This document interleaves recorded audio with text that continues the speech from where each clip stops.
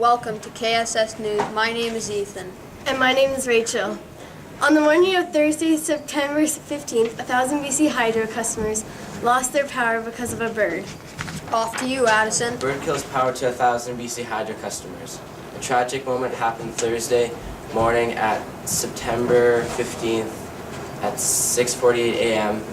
when a bird encountered a BC Hydro pole, leaving 1,000 BC Hydro customers without power south of Valley Drive, east of Galore Crescent, and in Juniper Ridge. This happened when a bird saw the sun reflect on a metal ring of a transformer when it went and inspected it with its beak. Then the bird's tail had contact with another piece of the equipment and cracked. The bird was zapped by the pole. Hydro crews place plastic tops on the poles where problems like this may occur.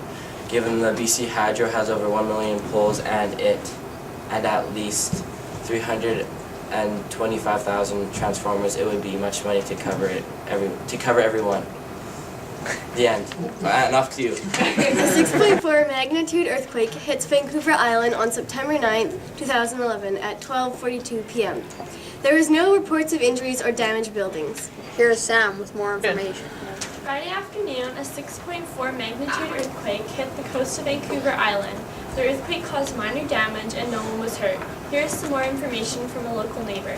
Where were you when the earthquake occurred? I was in my little apartment.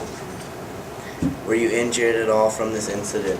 Well, I was chopping carrots for my lunch and the cutting board started shaking and I cut my finger a little bit. What was the aftermath of your house? Well, nothing was too bad, but stuff fell on the floor from my coffee table and that's pretty much it. Thank you for your time, sir. Hurricane Maria hits the East Coast, damaging houses, trees, and closing airports. Winds are reaching 104 kilometers per hour, and there is a heavy rainfall. Off to you, Emmett, with a national update. Well, good day. Today we have a bit of terrorizing news for anybody who lives or has family in Newfoundland. Recent reports have informed us that a hurricane by the name of Maria hit the coast of Newfoundland at a breakneck pace of 140 kilometers per hour. With lethal intent, it approaches land and is expected to strike on Friday and shall touch down upon the Avalon Peninsula with the wrath of 140 kilometer headwinds and shall drop 80 milliliters of rain. The hurricane is on the way to Placentia Bay, then Trinity Bay, which were recently ravaged by the Hurricane Igor.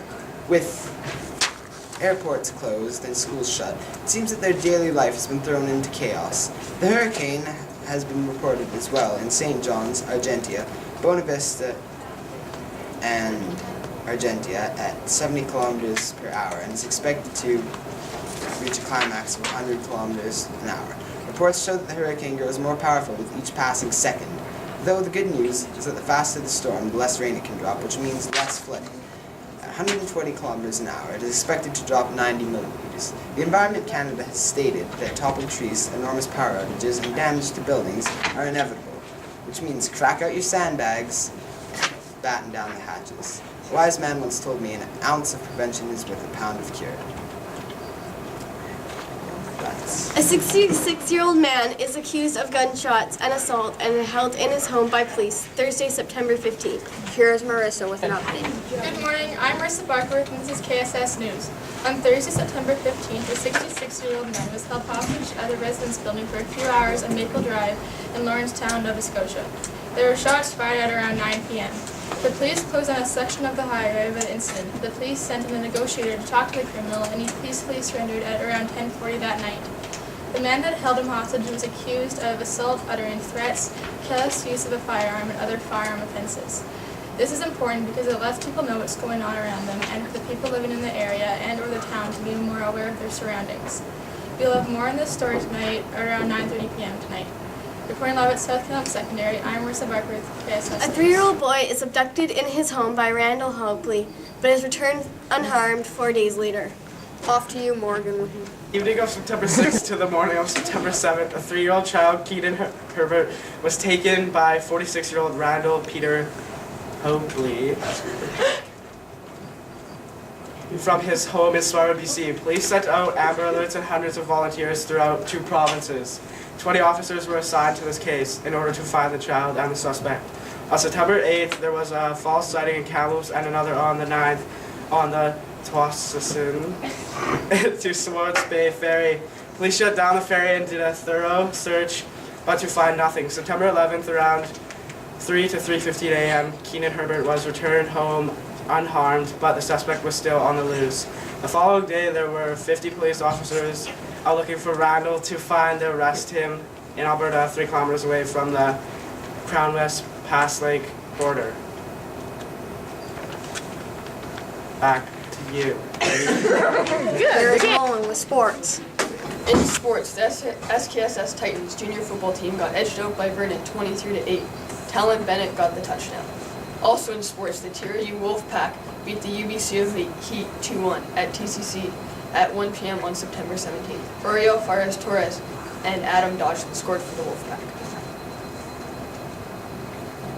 Over to you. And now for weather with Cole. The weather for this week will be partly cloudy with a mix of sun and rain, with a high of 27 and a low of 8 degrees. The current weather sits at 9 degrees with a 76% humidity with winds of 17 kilometers an hour traveling southeast. That's the weather for today and this week. And this is the KSS News for September 20th, 2011.